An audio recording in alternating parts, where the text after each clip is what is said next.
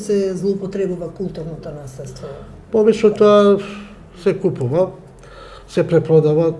Кај нас, да кажеме, од етнолошките предмети се доста значајни крстовите и иконите.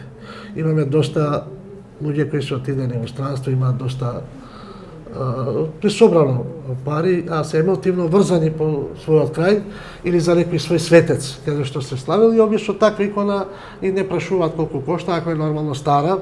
Колку обично кошта? Па во зависност од староста. Еве сега ако сакате само да ви информирам, овие иконите што ни се многу значајни, македонските икони од 13-14 век, кои се во трезор чуваат и се излагаат по потреба во јавноста. Пред 8 години, 9, мислам тоа беше 2003 или 2004 година, во Вашингтон беа изложени во музеот. Американците бараат да бидат оригиналите доставени, значи имаме и ние копии, и тие ги осигура на $3 милиарди, 17 икони, сега вие направите колку кошта пари една икона. Значи само осигурувањето е $3 милиарди. Иначе друго, ако ви интересира па археолошкиот материјал, златото кошта многу, бронзата исто е многу скапа, кај нас, да речем, изузетно е македонската бронза, што е изработувана во Валандаско, Гевгелијскиот и Струмишкиот регион, така да на некои црни аукции, па и во Сотби и во Хамбург, мислам дека идат од 1200 до 1500 евра на сантиметар дужински. Значи, ако имате некоја фигурица од 12 сантими, израчунајте колку би коштала таа фигурица. А тој предмет е лесно да се сокрие? Па лесно да се пренесе и да се сокрие, да, лесно. Па и некој на граница да го види, нека знае што е бронзена фигура, дали е тоа фалсификат или не, од 4 век пред наша ера или 5 век, или е сега нешто изработена копијата, тешко може бар неук човек да го примети, што и кај нас е нормално, не е само тоа на друго место. А па имавме и случаи во Словенија, поголем број на предмети беа откриени такви во автобус. А тој беше автобус, пратката беше спакувана од Скопје и да се достави до Германија, точно се знаеше кој треба да прими. Словенците им паднало сумњиво такви фигурици, бар цариниците не приметеле до тогаш и мора да се јават до нивните стручни служби. Нивните стручни служби, археолози, само што приметеле, не да се сетеле дека тоа се работи за археолошки предмети и дека тие не со Словенија.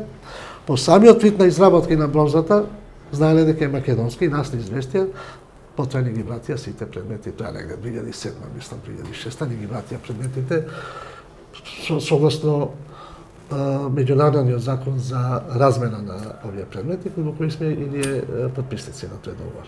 Како обично копаат според некои мапи, карти, преданија? Како дознаваат за тие локалитети? Па има на неколку начини. Зборуваме и за археолошките и за... Па видите, копањето, сето што е во земјата е собственост на државата. Значи, секој што ќе најде некој значаен предмет, треба да го предаде на државата, за тоа нормално законот предвидел одредена награда. Значи, не може да биде да го прогласи за свое. Обично овие копања се на неколку начини. Порано имавме копање на по сон. Некому ќе му се сони, дека таму и таму мора да најде чуп со злато или некои пари или некои фигури што коштат, или некоја пештера каде што има сокриено богатство. И обично при вакви ископувања има некој терк како треба да дојдеш до ритуали. Да, ритуали на тоа наследство. Се пали оген, па пепелта што ќе остане се постила вечерта на тоа место. Другиот ден треба да се види што сгазило, дали пиле, дали човек, дали животно, и од тоа треба да иде курбан, значи треба да се отепа. И после да се ископа, кој ќе се ископа, и ако се стварно најде богатство некој злато, се остава дел повторно во земјата, другото се носи и да му биде демек шајлија сето тоа. Тоа е оној вид посонување што јас многу ретко сум чул дека некој добил пари, а другите се начини на кои по мапи и одредени карти. Тие се цртани од тие наводно што го сокриле богатството, за да можат повторно да го најдат или некому да дадат. Има ли такви мапи? Па има, во моментов се продаваат низ Македонија, тие се претежно мислам фалсификат. Обично тоа се на... Зборувам за вистински. За вистински...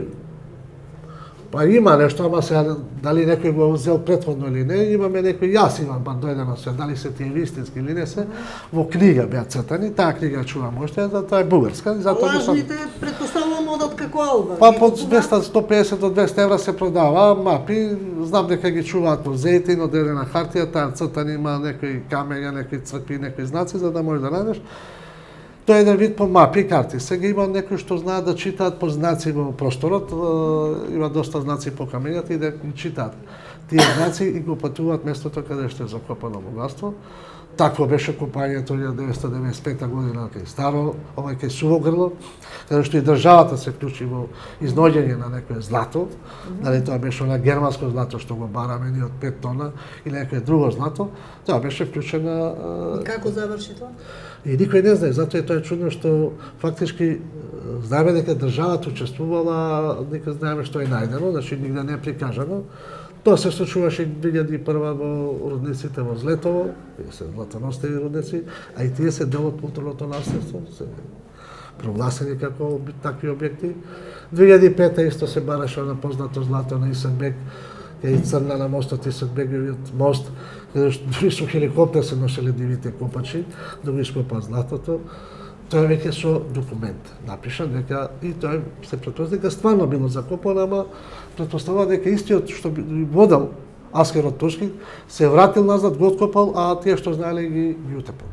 Значи има такви документации. Имаме документација изведено комиско злато. Затоа комиско злато е сокривано да им се најде во случај на потреба за купување на оружје за опстанок и така натака. Сега ова комиско злато е сокривано од луѓе кои знаат да го сокријат. Значи не е само да го сокриеш, па после да не знаеш каде да си го сокрил, или да го сокриеш, па некој да ти го најде, така да овие комиски злата се претежно закупувани во пештери, каде што има одредени замки, одредени сопки, што би рекол, за да не дојдеш директно до златото. Како лесно доаѓаат до тие детектори, некоја апаратура, лесно може, јас, например, сакам да копам злато, можам да си купам едноставно детектор некаде? Па можете да купите не детектор, него многу пософистицирано опрема од детектори, така да ние знаеме дека во државата се внесени сега детектори, не може да ги кажеме, те се многу појаки машини, каде коштаат од 20 до 200.000 евра. Значи, тие се користат исклучиво за таа намена. Каде нормално си го наплаќаат тие собственици, со тој што го нарачува, бара од него да му се плати дневна потрошувачка, плюс од она што ќе се најде да се подели. Така да може да замислите, ако некој вложил 200.000 евра за една машина, значи не е залудно тоа. Сега, тие ги користат и за пронаѓање на одредени метали и други, не е само златото толку битно. Богата ли е доволно оваа земја? Се офајдили ли многу луѓе од тоа? Па премогна ние што знаеме, има доста луѓе што останале, како да кажам, осакатени, нешто им се случило лошо, затоа што во такво, старите го викаат, има и проклество во тоа злато, а уствари тој што го крие златото става и одредени замки. Према она ние што претпоставуваме, има замки кои што се поставуваат еден вид бактерии или еден вид габи, кои можат да екзистираат без воздух и без кислород и 2000 години. И при таков судир, со светлината или со кислородот, толку брзо се развиваат и при вдишување почнуваат да имаш халуцигени моменти, а и некои ослепуваат, некои им се случува нешто што е многу лошо и може тие најдобро да го кажат тоа. Јас пар колку што знам неколку души им се случува. Имало такви случаи. А тие што имаат пари може да ги добиле, ќутат не ги кажуваат. А такви не стану, не се имуваат. Ви благодарам на разговорот.